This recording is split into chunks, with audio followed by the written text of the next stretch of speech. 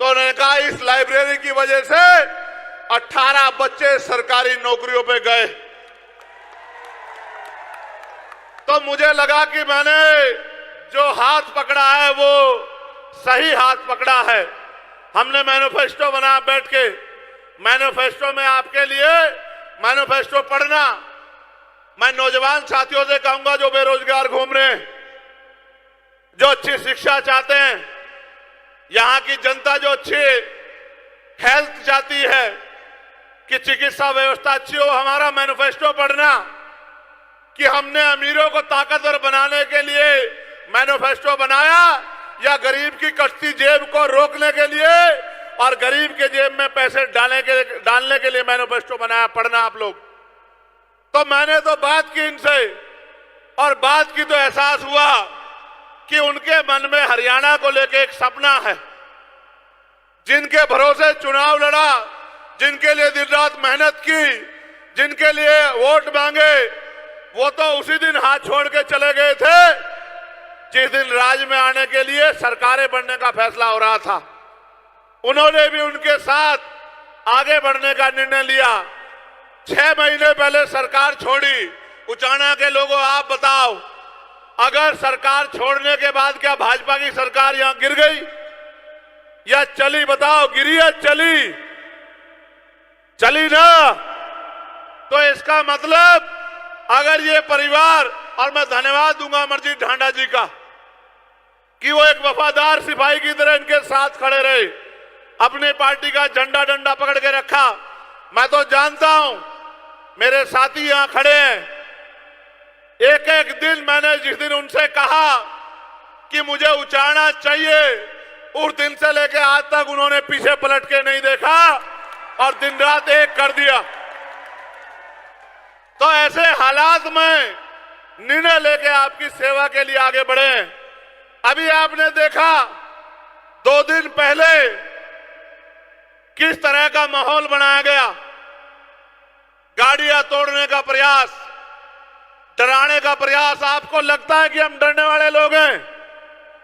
आप बताओ, डरने वाले लोग हैं हम तो वो है जो बंजर भूमि का सीना चीर के फसल उगाते हैं। हम किसान कमेरे लोग हैं, जहां जानवर भी नहीं रहता, अपने पसीने से खून से वहां महल बनाते हैं संघर्ष करके। हम तो संघर्षशील लोग हैं। इनके डराने से मैं डर जाऊंगा? इनको एहसास नहीं कि मैं जिनमें पैदा हुआ हूं, अगर मुझे कील भी लगेगी तो वो इसका सारा जवाब वोट की चोट से देंगे। ये गलतफहमी में है। ऐसे गुंडे और ऐसी गुंडागर्दी मैंने बहुत बार देखी है। ये नहीं जानते कि मैंने तो आत्मसम्मान की लड़ाई लड़ते हुए, अपने लोगों की स्वाभिमान की लड़ाई लड़ते हुए 16-16 महीने जेल काटी है, कभी उफ तक नहीं कहा। दिल्ली में जब गुरु घर टूट गया तो 66 दिन तक जेल काटी। एनआरसी में 29 दिन तक जेल काटी। और जब मैं जेल में था और सदगुरु रविदास जी महाराज का अपमान हुआ, मैं धन्यवाद दूंगा कि 5 एकड़ जमीन में सदगुरु जी का गुरु घर बनाने की घोषणा मेरे भाई दुष्यंत चौटाला ने की।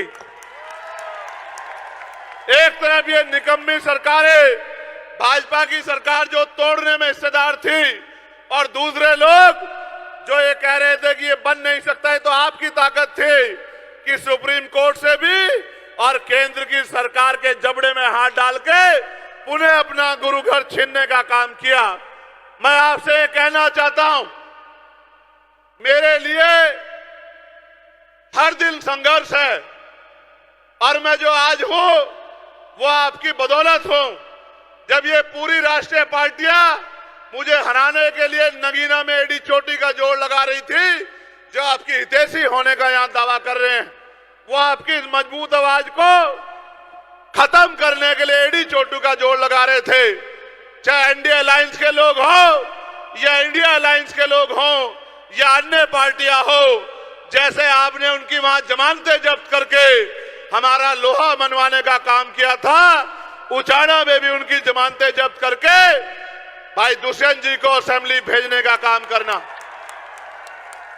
जहां दिल्ली में खड़े होके मैं आपके अधिकारों की रक्षा के लिए, किसानों के लिए, पहलवानों के लिए, तमाम तरह से अंतिम व्यक्ति के लिए दिल्ली में आवाज उठाने का काम करूंगा। आपकी ताकत बनके, आपकी लाठी बनके इन सामंतवादी सोच के लोगों को जो गुंडागर्दी कर रहे हैं, इनको जवाब देने के लिए मेरा भाई दुष्यंत जो है असेंबली में दहाड़ने का काम करेगा, आपकी ताकत बनने का काम करेगा। आप मुझे और दुष्यंत को अलग अलग मत मानना। आप जानते हैं हम स्वाभिमानी लोग हैं। अगर जबान देते हैं तो जान देते हैं, हाथ पकड़ते तो छोड़ते नहीं हैं। आपके ऊपर छोड़ रहा हूं, अगले 3 दिन मेहनत करना, गांव गांव जाना, घर घर जाना, लोगों से वोट की अपील करना, क्योंकि बाबा साहब अंबेडकर ने कहा था political power is the master की। राजनीतिक सत्ता वो चाबी है जो आपकी सारी समस्याओं का हल कर देगी। अगर अगले 3 दिन आपने मेरी बात पे पहरा दे दिया और घर घर जाके अलग जगह दी और वोट की अपील कर ली, तो किसी की हिम्मत नहीं है कि आपका प्रत्याशी यहां किसी से पीछे रह जाए। अगले 3 दिन जिस तरह से आपने मेरी हर बात पे पहरा दिया है, अगले 3 दिन जुट जाओ, मेहनत करो, घर घर जाओ, बूथ मजबूत करो और 5 तारीख को ज्यादा से ज्यादा पोलिंग करा के एक एक व्यक्ति को बूथ तक लाके और अपनी वोट की चोट से एक क्रांति 5 तारीख को पैदा कर देना, जिसके लिए आपका धन्यवाद करने के लिए 8 तारीख के बाद मैं फिर से आपके बीच में लौटने का काम करूंगा। और मैं चैलेंज के तौर पे, टास्क के तौर पे आपसे कह रहा हूं, जिसका गांव, जिसका बूथ सबसे मजबूत होगा, सबसे पहले धन्यवाद कार्यक्रम उसी के गांव में होगा। ये जिम्मेदारी मैं आपको दे रहा हूं। मैं आखिरी बात आपसे कह रहा हूं, मान्यवर साहब श्री काशीराम कहते थे कि तमन्ना अगर सच्ची हो तो रास्ते 1000 होते हैं, तमन्ना अगर झूठी हो तो बहाने 1000 होते हैं। हमने सच्ची तमन्ना से एक चिराग जलाया है, एक पेड़ लगाया है, उसको सींच लो। 5 तारीख तक एक ऐसा वृक्ष बनेगा, अगले 30-40 साल तक किसी दूसरे की जरूरत नहीं पड़ेगी। आपको फल भी देगा, छांव भी देगा, आपकी सुरक्षा भी करेगा। और एक बात जिम्मेदारी के तौर पे मैं भाई दुष्यंत से कह रहा हूं, ये लोग आज हरियाणा में अगर किसी की तरफ भविष्य के तौर पे देख रहे हैं तो आपकी तरफ देख रहे हैं। ये जिसका हाथ पकड़ते हैं, ये उसका हाथ नहीं छोड़ते। मैं आपको जिम्मेदारी के तौर पे कह रहा हूं, जब आपकी लड़ाई लड़ने के लिए मैदान में उतरे हैं तो बहुत सारी आंखें इनकी तरफ भी उठ रही हैं। आप इनको खड़े होके दोनों हाथ उठा के विश्वास दिलाओ कि जहां इनका पसीना पड़ेगा आप इनके लिए खड़े होने का काम करोगे। फिर मैं आपसे कहता हूं, आप 1 कदम चलोगे, ये स्वाभिमानी लोग 100 कदम चलोगे। चलोगे नहीं चलोगे बताओ? मैं उचाना को पूछ रहा हूं, इस पगड़ी की लाज रखोगे नहीं रखोगे? अपने लोकप्रिय नेता को जिता दोगे नहीं जिता दोगे? गांव गांव में अपने बूथ को मजबूत कर दोगे नहीं कर दोगे? और भाई दुष्यंत के सर पे दोबारा से पगड़ी सजा दोगे नहीं सजा दोगे? तो यही मैं आपके गांव गांव तक पहुंचा हूं, यही सम्मान होगा अगर आपने 5 तारीख को अपने अपने बूथ को मजबूत कर दिया। तो मैं लिख के देता हूं कि आपकी शक्ति का लोहा, आपकी शक्ति का लोहा मजबूत हो जाएगा।